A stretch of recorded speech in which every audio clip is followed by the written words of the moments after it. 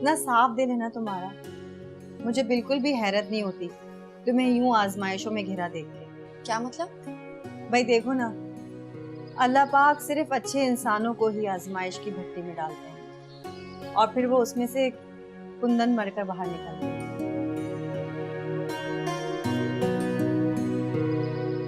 मुझे पूरा यकीन है तुम्हारा मुस्तकबिल भी बहुत शानदार होगा।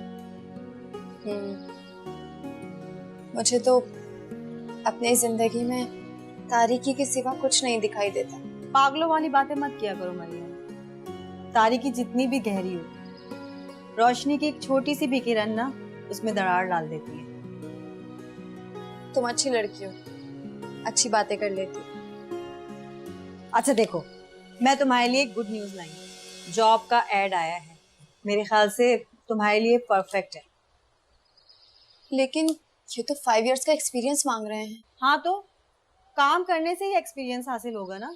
तुम फोन तो करो ना, ये लो फोन मिलाओ, बात करो फिर मुझे बताना, ठीक है?